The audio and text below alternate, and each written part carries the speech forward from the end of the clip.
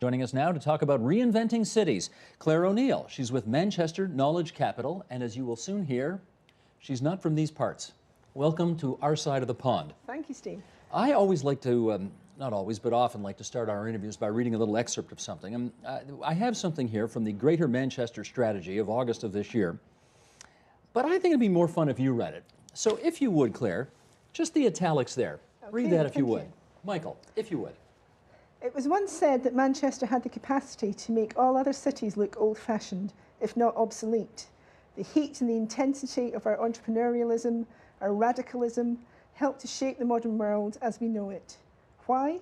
Because Manchester was the first industrial city, the original modern city, the birthplace of the contemporary urban experience. Okay, a bunch of questions emerge from that. The first of which is, what is that accent? That is not a Manchester accent. It's not. I'm from Glasgow in Scotland originally. You are indeed. Yeah. So how did you get this gig? You don't sound anything like what Manchester's supposed to start to sound like. But most people in Manchester that I work with actually don't sound like they come from Manchester. It's one of those cities that attracts a lot of people, and we develop a great deal of loyalty towards this city. It's one of those great cities that you want to be part of, and it attracts people from all over. Gotcha. Okay, we have, some people who remember Manchester when have an image of the place which may not be, reflective of where it's at today. Yeah. So, post-industrial era, paint a picture of Manchester today for us.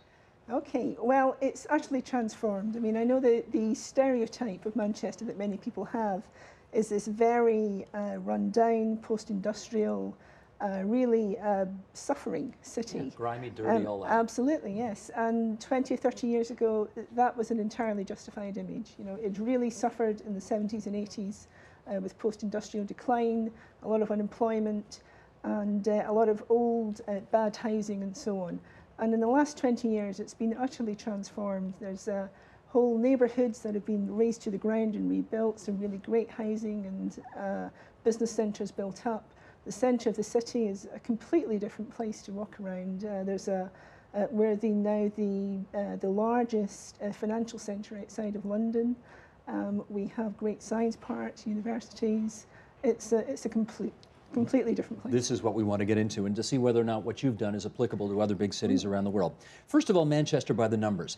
It is a city of 30 districts, nearly 500 square miles, and a population very similar to Toronto, 2.5+ million people. Yeah. You come here today representing Manchester Knowledge Capital. What is that, first of all? It's a sort of a think tank. Our partners are the local councils in Greater Manchester, the universities, the Regional Development Agency, our Economic Development Agency, and so on. And each of those partners are concerned in their own way with developing the city's capacity for innovation and its knowledge-based economy. And what role did you play in the transformation of the... Well, the point of Knowledge Capital is that it's a place where all those different organisations come together at a fairly senior level. And there's a small executive team, which I'm part of, and we're there to advise on innovation policy and to make sure that the different stakeholders understand each other and work together more effectively. Because if you look at business, local government, universities, they often have very different agendas, they have very different ways of working, they practically speak different languages, so a big part of our role is being a bridge and a translator between those different organisations. Here's some more numbers. In 1976, the unemployment rate in Greater Manchester was only 5.7%. 1990, that recession of the early 90s, 17.5%. Today, 9.3%, which is still below what most industrialized countries are dealing with right now. I guess a bunch of questions are this. Between 1961 and 1983, 150,000 manufacturing jobs disappeared in your industrial sector, and that was well before the recession of the early 1990s. So how and why did that happen?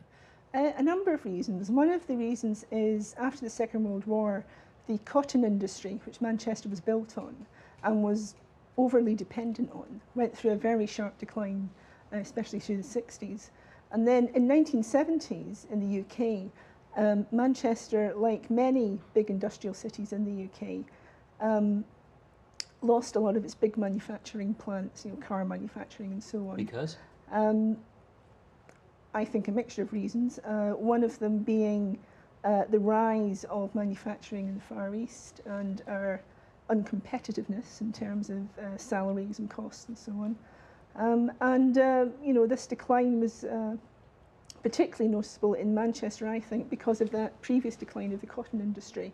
It was just too much over too many years for the rise of the service industries to actually cope with taking on the mantle of providing employment and keeping the city in a better state than it was. And yet the unemployment rate today is half of what it was 20 years ago. To what do you attribute that? A big rise in things like financial and professional services, management consultancy, digital and creative industries. Advanced manufacturing is very much on the rise as well. So we've lost those big production line manufacturing companies, but smaller niche specialisms in advanced manufacturing is very strong. Now, having said that, though, 9.3% is still kind of a nasty high unemployment rate. How come it's still so high despite all the advances the city has made?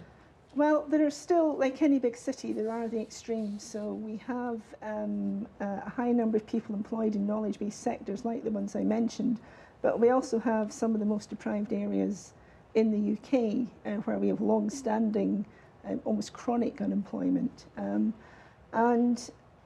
There's some endemic problems there in terms of education and training and skills and getting people out of the habit of relying on state support and really focusing on what can I do with my life, how can I go forward. Now, having said that, here's another statistic we want to put up, which shows Greater Manchester job vacancies. Admittedly, these numbers are almost a year old, but January 09, 6,100 jobs going vacant. February 09, more than 17,000 jobs unfilled. How come? That's a good question. I'm not sure I can answer that, to be honest. I think we have a problem with the skills base in Greater Manchester, for example. So we have two extremes. We have a fairly high proportion of people with university level education. We also have a higher than national average proportion of people with no qualifications whatsoever.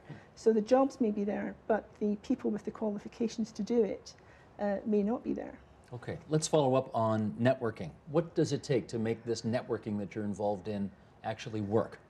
Well, we're very interested in this at the moment, connectivity, because we're very focused on innovation, and innovation is seen as a key driver of productivity in the UK. Our business sectors simply don't have the scale that some of our competitor cities in the rest of the world, like Toronto, have. So we can't compete in scale. We need to focus on creativity, niche specialisms, new developments, and so on. So innovation is very important to us. And innovation often happens at the edges, at the interface between two different groups or two different business sectors, two different ways of thinking. And we know that in Manchester, within a given sector, for example, digital media, there might be a very good network operating within that sector, supported by a trade association and so on. But across sectors, between different sectors, our linkages aren't that great. So we're trying to increase that level of connectivity between different organisations in Manchester. And if you do, what's the payoff? The payoff is we end up being at a higher risk of having good ideas.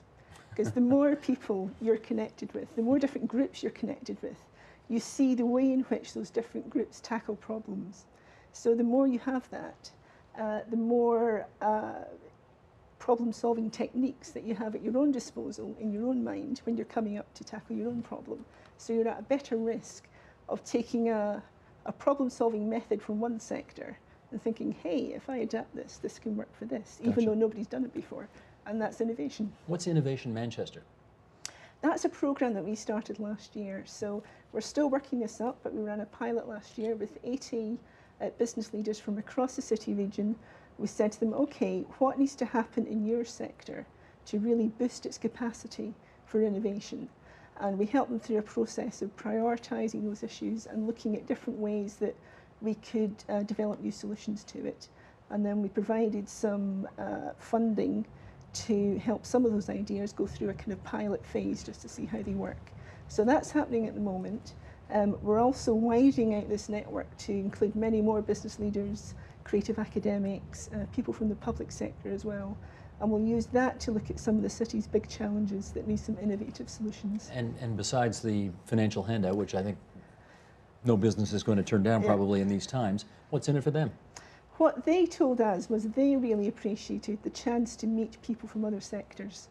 And that was part of the reason we designed it that way. So they really appreciated coming to the events that we organise, the workshops, swapping business cards with other people, starting up some new business collaborations. And that's a great kind of output for us as well. We don't just want them focused on the projects that we're talking about, we want them working with each other a lot more as well. At a global awards ceremony in Shenzhen, China, Manchester was named the most admired knowledge city region.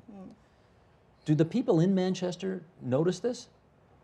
I hope so. It was in the local news and so on, so I hope they notice that. In other words, if you lived there, would you feel like you were living in a kind of a knowledge centre? I guess, I mentioned before, there's some polarisation, so we have these kind of two extremes, and I think many people will notice it and many people won't.